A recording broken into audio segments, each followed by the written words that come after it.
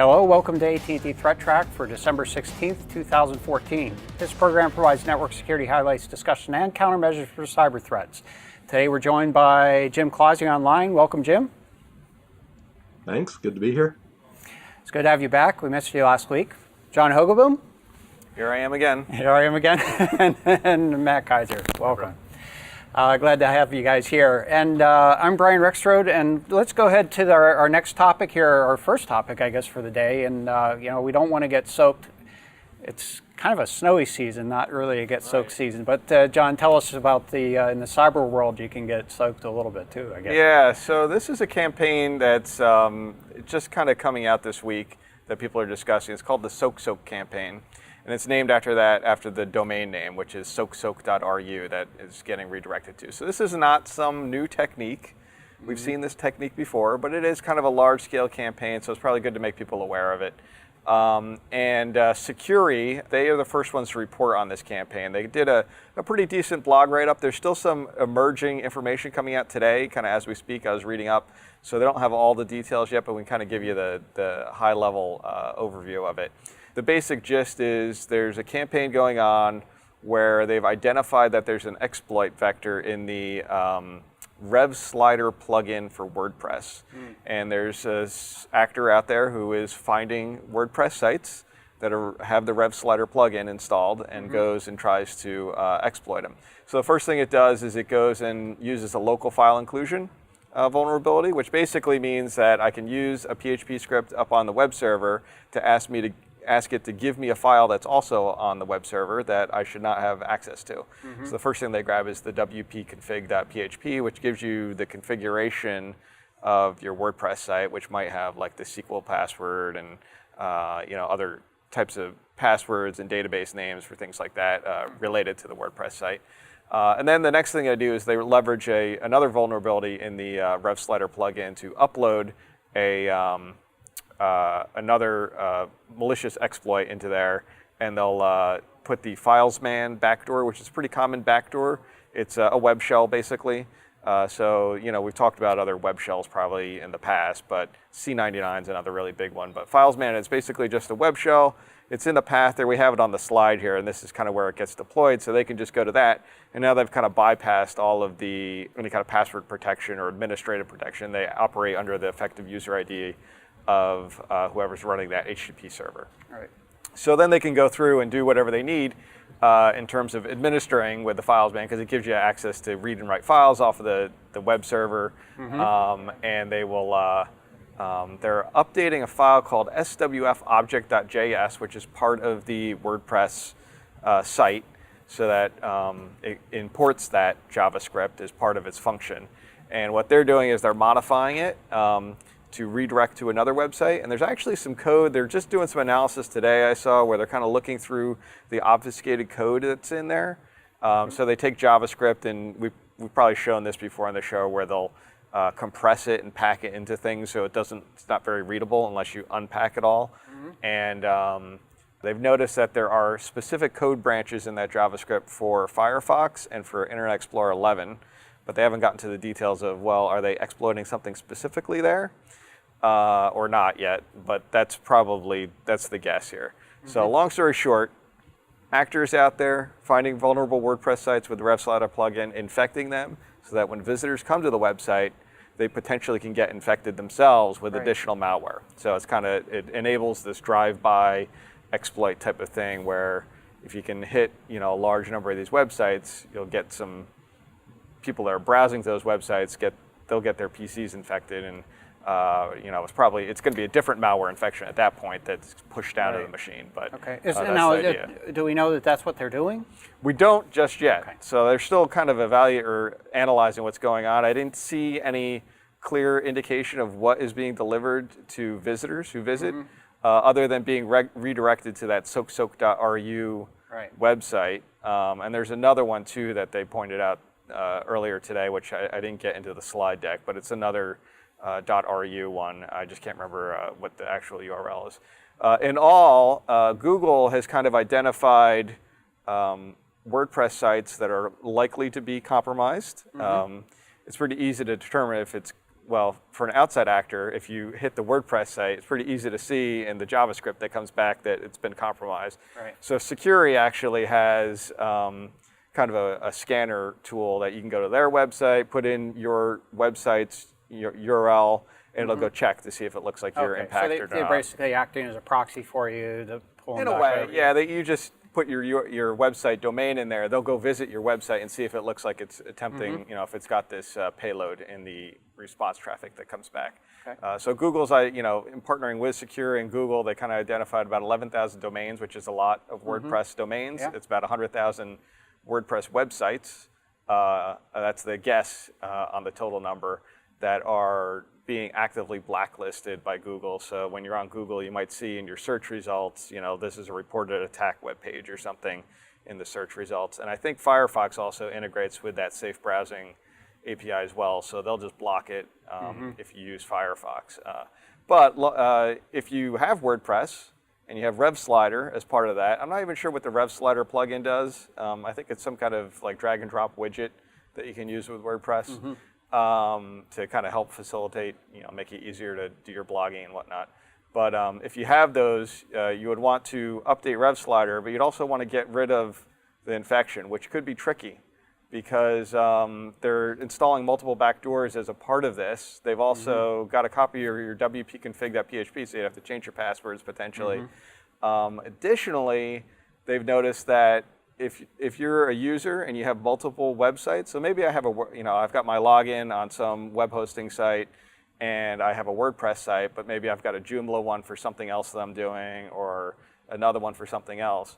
So via that one WordPress website I have, they can go infect all these other ones as well because they have effective user rights or access to all of the websites that you manage under that one user account. Right. If you have, that kind of situation on that web hosting account. So, this may be a statement of obvious or a question that's relatively obvious. So the 11,000 domains that have been basically blacklisted by Google, these are otherwise perfectly legitimate. You may be used to going there, and next thing you know, the vulnerability's been identified and by these actors, they've infected it. Now, what was legitimate is getting flagged as basically a compromised site. Right. So, and from a user experience, I guess you can still go there if you're brave enough, right? If you're brave enough, depending on what your browser is, you might actually get stopped before you get there. So you might, like I said, Firefox will probably pop something up on your web page. Usually it's a big red page that says this is a reported attack website. Are you sure you want to go here? And they'll have like a proceed anyway for, if you're really crazy and you don't believe them or whatever. Like I said, the Google search results will show some things there. If you're using Internet Explorer, it might actually have something in there too. I think they have some interaction with that as well, but I'd have to check. Other browsers like Opera, I would think Chrome probably is using the same safe browsing type stuff that Google has, in because they're Google and Chrome are the same. But depending on your browser, you may or may not get stopped before you get there. Some of the safe things to do if you do use Firefox, you might want to enable or install the NoScript plugin, which disables all JavaScript, because the only way you'd be able to get compromised here is via JavaScript, as far as we're aware currently. That's the basic gist. Really, the one problem with that is that a lot of WordPress sites use a lot of JavaScript. So if you have NoScript installed, but you regularly go browse to these WordPress sites, you're probably going to have turned JavaScript on for that site because it's difficult to get the user experience or to administer them. So you likely have turned it all on already for that site.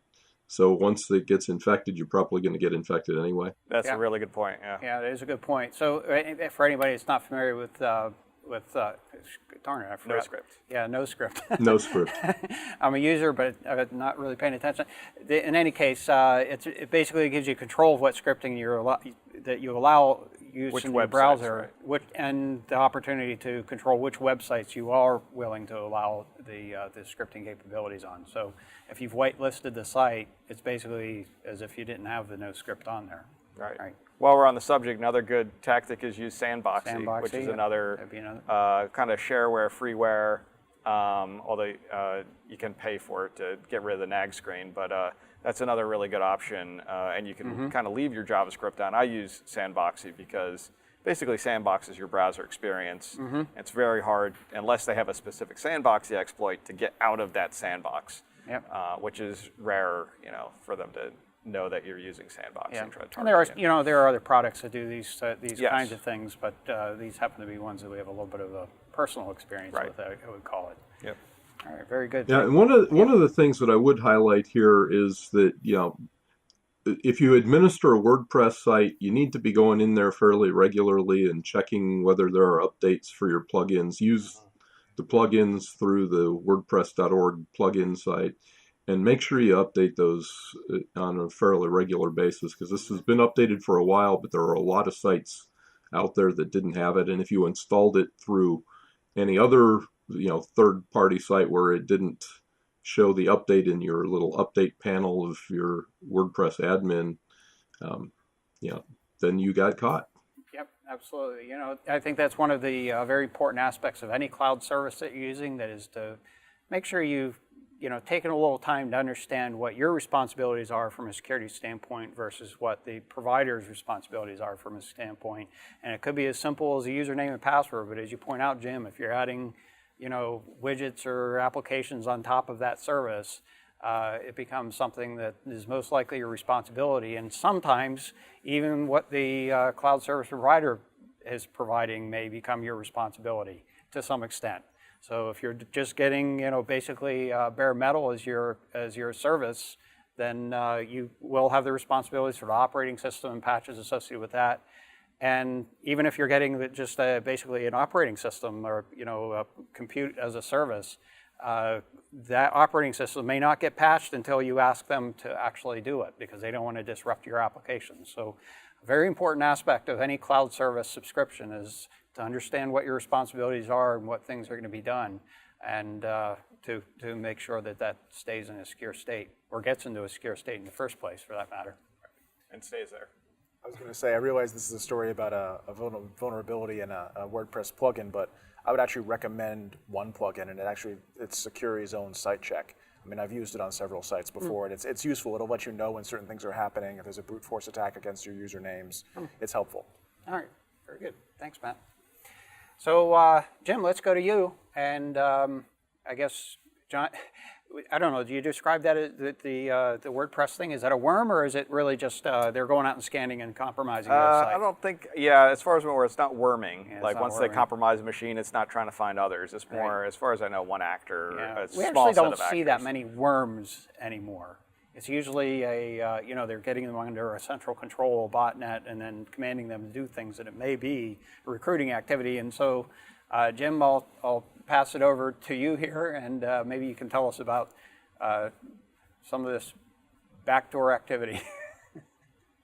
This one came to our attention over at the Internet Storm Center last Thursday or Friday. Johannes Ulrich posted a handler's diary about it. We talked about shell shock when it first happened several months ago. I don't know, when was that? September, October, somewhere in there.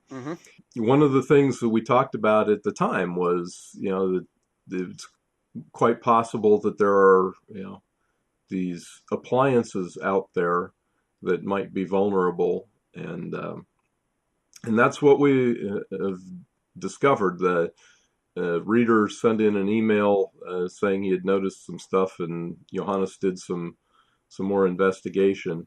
And it turns out that it looks like somebody has created a shell shock worm that is looking for unpatched versions of a particular network storage device. It's QNAP NAS devices that they have Bash installed on them, and there has been a patch out since October, I believe, sometime.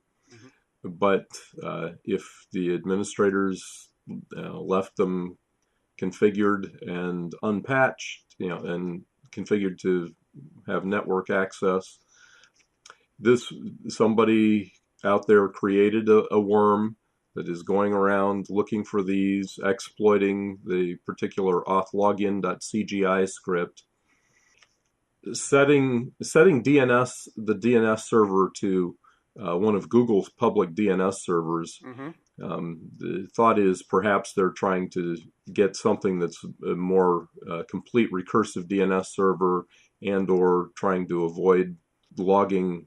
If you're using your own DNS server, you wouldn't get these queries logged, whatever. It installs an SSH server on port 26. It creates a new admin user. It modifies the auto run script so that it survives a reboot. It puts some malicious CGIs on there. And then it downloads QNAP's patch for the shell shock vulnerability, applies it, reboots it so that nobody else can get in using the same exploit behind them. And then it appears that the primary purpose, once they've spread to all the QNAP NAS servers they can find, it looks like primarily they're doing click fraud to a particular advertisement network, Juice ADV, and they have a particular user ID and refer. So I suspect that the folks at the advertising network aren't going to, it's not going to be successful in getting money for the bad guys anymore because they're already aware of what they're trying to do. But it was kind of interesting, that we kind of thought maybe somebody would try to worm this vulnerability, create an exploit that could be used as a worm to propagate from device to device. And here we are a couple months after the initial push, and there are still unpatched devices out there, and somebody's finally actually created a worm out of it. Yeah, absolutely. Yeah, this is a classic example of the Internet of Things that are being connected or managed in I'll call it less than acceptable way. And well, we talked about it at the time. There's so many of these devices out there. I mean, we talk about it all the time. These devices that are not necessarily well managed, or folks don't know when there are patches available for them, and don't necessarily apply them in a timely fashion. And this is just another one of those devices. How many people know that their NAS device runs Linux and Bash on the backside, right, and needs to be updated? Right, absolutely. Well, and I'd venture to guess, you mentioned earlier, we were speculating a little bit about the reason they configured the DNS to point toward, Google's DNS servers. I'd venture to guess that for the most part, devices like this that have been exposed to the internet are probably not being managed particularly well, may not have even had any DNS server configured on them, and they may be just simply doing that as a matter of simplicity rather than checking to see if it has good DNS. Just go and configure it the way you want. But your point... Yeah, one of the other articles that after Johannes posted it, it got picked up in some of the other press, and one of the other articles speculated that that they have some sort of a built-in DNS set of DNS servers they go to that is not complete, and so maybe to get to places they wanted, maybe that's why they were setting this, but it's not entirely clear yet. Okay, well, nevertheless, good story. I think that kind of is another classic example of this devices being connected, and really need to be prepared a little bit better to be connected to the internet.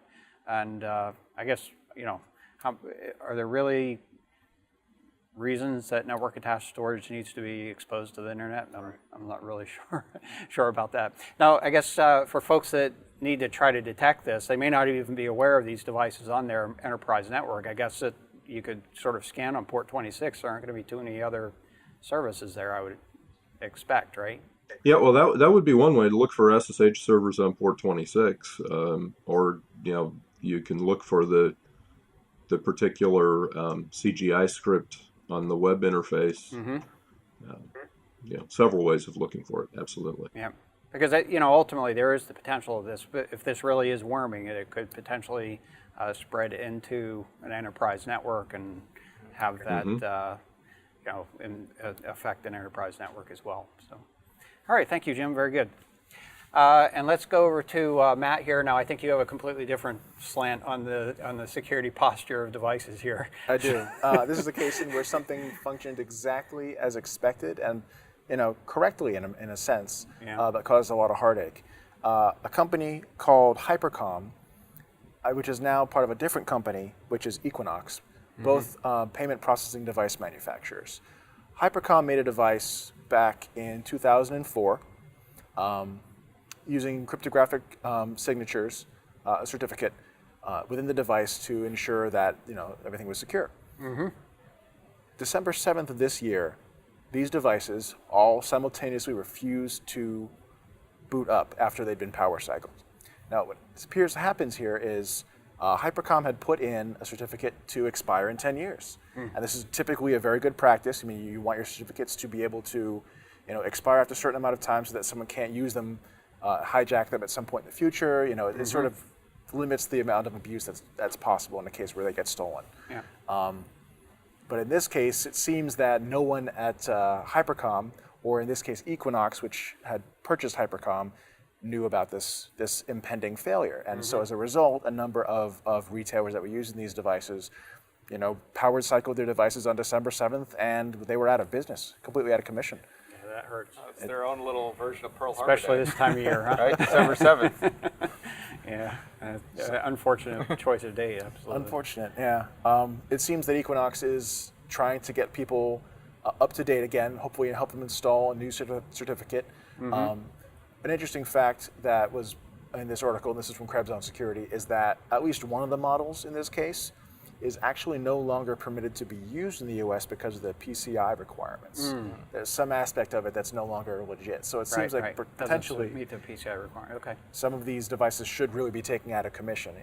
It's not clear which models exactly are in this situation, but and it's interesting.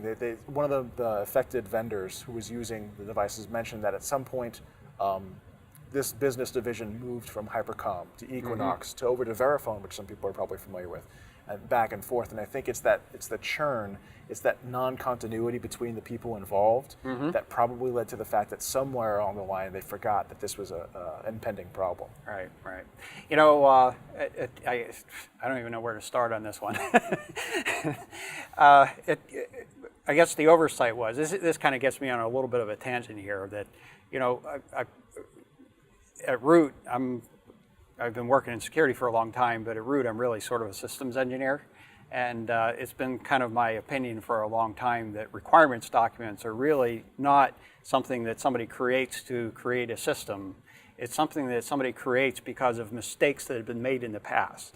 And so in the requirements for a system like that, really what you want is something that posts a warning.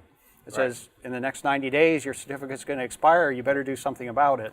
And it was certainly something that when I had been working on public key cryptography projects in the past, we did exactly that, provided some sort of a warning, and I think there was a 90-day warning or a 60-day warning or something to say, your key's going to expire. If you don't rekey it, the thing's going to shut down. Right. And so that's, I guess, one aspect of this that we kind of need to keep in mind. And incidentally, for folks that might not be familiar, PCI is a payment card industry standards that is contrary to what you may have thought, if you're not already familiar, there are standards around the security for payment card systems. That is the use of credit cards and what the retailers have to satisfy, and there are audit practices around that as well. But that again, if you read the requirements in the PCI standards, you can probably map most of the requirements, especially if you could have a timestamp for when those requirements were introduced. You could say, oh yeah, that was that breach. And oh yeah, there was that breach. In fact, one of the requirements I think has a lot to do with Wi-Fi security.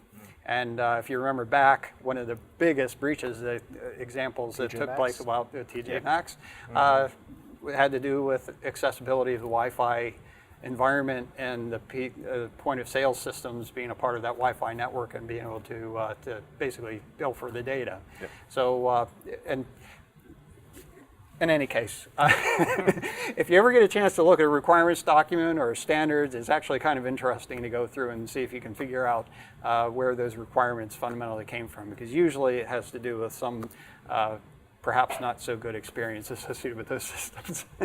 Yeah, you get burned, you'll learn. Yeah. One more thing I wanted to mention is that when this initial failure happened, and if it did happen across the board, the initial suspicion was that there was some sort of hack attack involved. I mean, these things were power cycled off, power cycled back on, and they did nothing. The screen didn't turn on; it was just blank. Yeah. Understandable under the circumstances. I think a lot of folks in the payment card industry, with payment systems and things, particularly if they have perhaps an older one, would be on pins and needles about what the Especially or should be given on the pins time and of the needles. year, Yeah, absolutely. right? You would think that people, especially with the whole, was it Target last year, Christmas about time, this you know, time. had their, people get all kind of, their awareness is elevated, thinking that there might be some sort of hacker, Absolutely. impact. Yeah, I'm actually surprised. I mean, I guess this is a part of the maybe an attribute of the increasing sophistication of malware. If you recall back, not too many years ago, a lot of the malware, when a machine got infected, it would do some crazy thing, like it would go to a blue screen and you had to reboot it or something crazy like that. You don't see too much of that anymore. A lot of times the infections are relatively silent, comparatively speaking. I think I'm actually a little bit surprised that we don't see more malware incidents that just brick computers. And brick being, basically turn it into just a piece of junk. Well, let's hope we don't. Wipe something. Well, we're not obviously aren't looking for it to do that, but that would be a legitimate possibility, especially in an embedded system where you may have lots of different versions of the embedded system, which with subtle differences that. They thought they had a piece of malware they could infect, point of sale devices, and then the next thing you know, they've turned a bunch of them into bricks. unbootable bricks. So Yeah, it's actually perhaps a good sign that they were considering the fact that it could have been a hack attack. But then again, there's always that possibility. It's just a failure to operate. All right, good story there, Matt. I think that's actually a very interesting one. So. Let's take a look at the weather for the last week or so here. That is the internet weather. And in particular, very strong similarities to last week. In fact, very much in the same order as well. The first one here is scan probes on port 1434 UDP. This is a Microsoft SQL database. And key word here being that's on protocol UDP, that is user datagram protocol.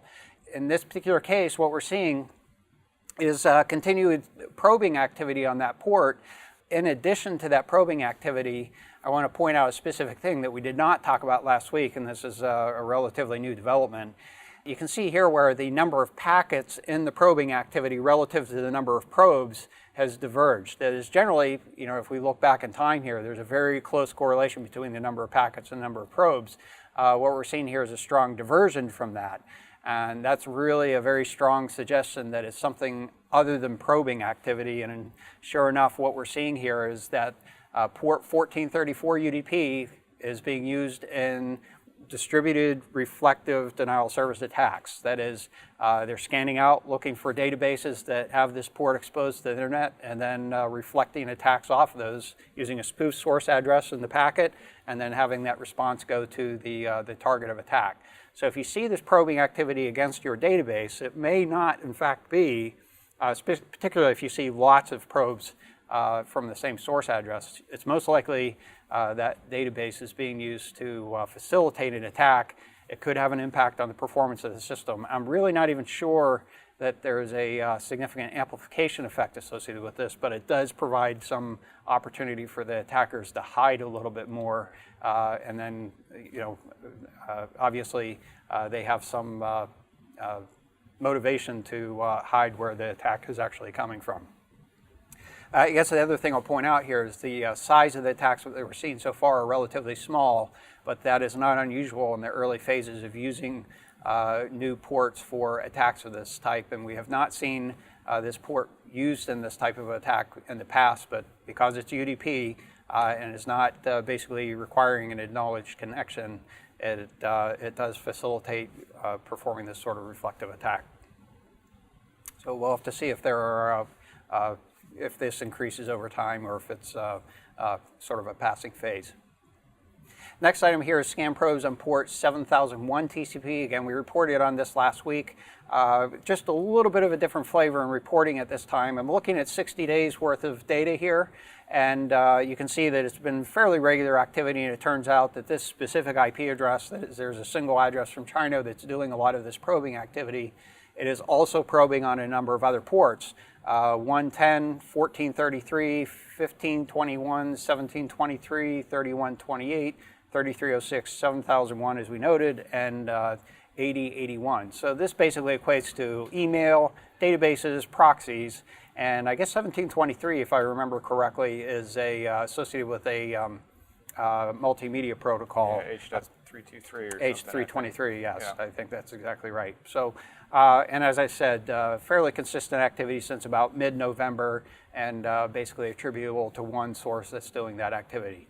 So you can imagine what types of things they might be trying to do with that information. Now, similarly, I think I had these bunched together last week with another address. There's another source that's basically showed up on our radar as probing on port 32764 TCP. Again, the majority of those probes are from a single source, and this one's scanning on sort of a different group of ports, port 5800, port 5900, 7001 as we noted earlier, 8009, 8090, 8088, 11211, and 32764 as we're discussing here. These basically equate to remote access, proxies, and backdoor type activity. So again, probably not for any what I would describe as a legitimate purpose. Next item here is scan probes on port 53413 UDP, and I think what I need to do here is basically start out with a correction. I think I had reported at least in one report that there was a backdoor associated with the Netis brand home routers. And the mistake that I'd made apparently was that I had reported that backdoor was on port 53413 TCP, whereas in fact that port is on that backdoor port is 53413 UDP, and there's a reference here to the article that describes that was discovered by Trend Micro. But nevertheless, we have been tracking activity on both TCP and UDP, and reporting on the UDP activity, and now we have a clear explanation as to why it's showing up on UDP. So on the what we're looking here are actually the number of source addresses they're probing on port 53413 UDP. And back around November 11th, we saw sort of a big increase in the number of sources, telltale sign of a botnet that's doing the scanning activity, and sort of the trailing or die-off or a decay of activity as those source addresses are completing their task. We're in the third phase of that activity, actually on the tail end of the third phase of the activity. As of, well, I guess around the 9th of December, we saw the beginning of that third phase when we just reported last week. And then it's tailed off, and we're kind of down to that baseline level in terms of probing activity or sources of that probing activity. And the thing I'll also point out here is that each time they've increased the number of sources that are doing the scanning activities, which suggests that they are being more successful at recruiting more into the botnet. Now, the number of sources that we see here does not necessarily indicate the size of the botnet. It just means that they've dedicated that portion toward the probing activity or recruiting activity, whereas they may have other portions that are being used in denial of service attacks, for example. Right, John? Yeah. So, we have seen some denial of service attacks that we believe are attributable to these types of devices, as well as other internet-connected devices that are being exploited, at the very least used in attack activity, if not a part of a botnet. Yeah.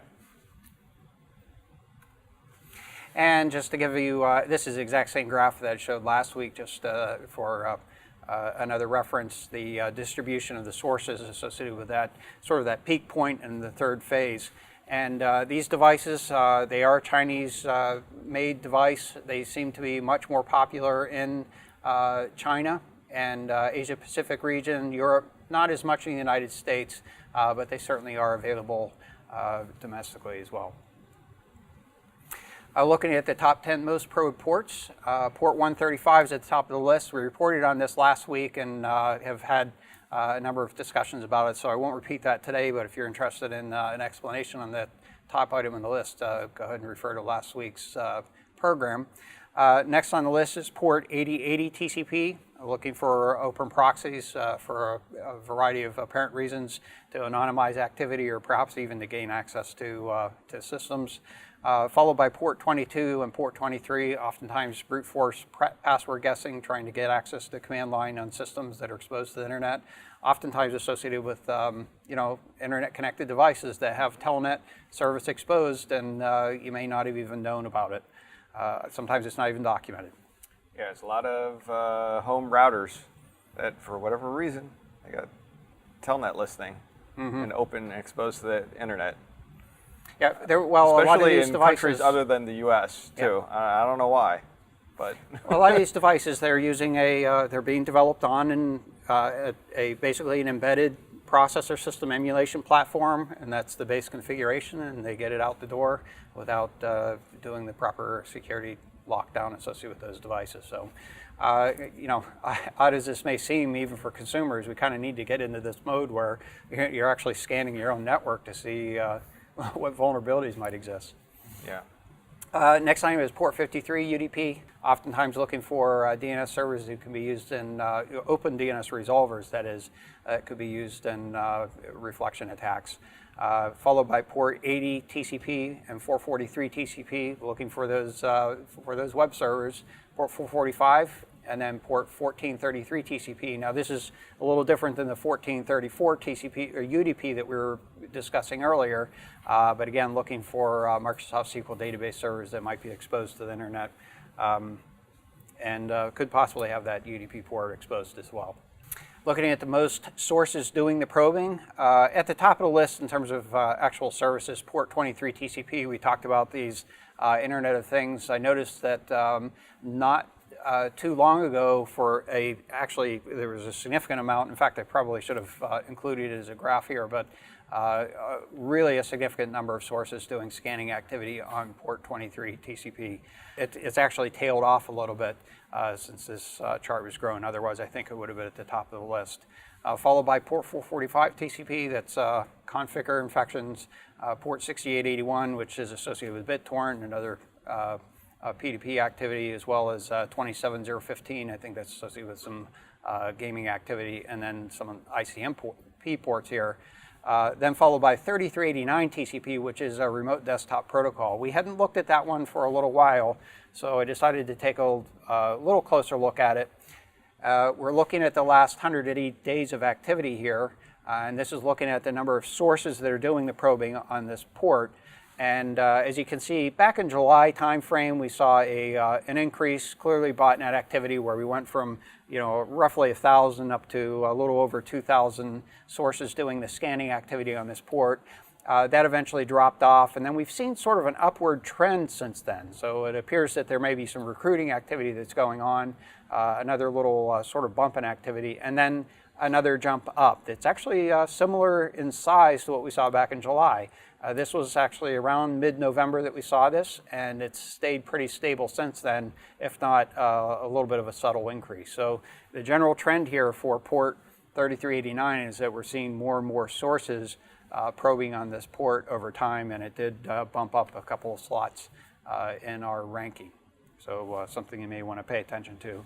Remote desktop is you want to have, at the very least, very good authentication for access to any remote desktop services, whether you're using RDP or another service to facilitate that. I know a lot of folks that are telecommuting, you want to be able to make sure that they can get access to enterprise services from remotely, but you need to do a good job with that security because there are a lot of activities that target that kind of capability. There's a lot of push lately for people to move to these virtual hosted desktop type platforms, and a lot of those use RDP. Yep. So they need to be on the internet, but like you said, you need really good authentication. So I think there's probably a higher density over the past couple of years of RDP devices out there on the internet listening than there used to be. Absolutely, I would expect that. And just to give you a look at the sources that are doing that probing activity, there's a pretty good density of that in the United States, even relative to Europe and Asia, which is suggesting that the conversation we just had, the density of those devices and actually vulnerable devices that may be not only potentially exploited, but subsequently contributing to the probing activity. So that's our show for today. I'd like to thank you for joining us, and if you'd like to get in touch with us, we certainly would like to hear from you. You can email us at threattrak@list.att.com, and you can find ThreatTraq on the AT&T Tech channel. It's att.com/ThreatTraq.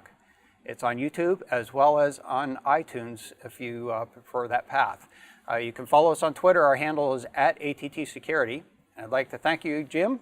Thanks for joining today. Matt, John. I'm Brian Rexroad, and we'll be back next week with a new episode. And until then, keep your network safe.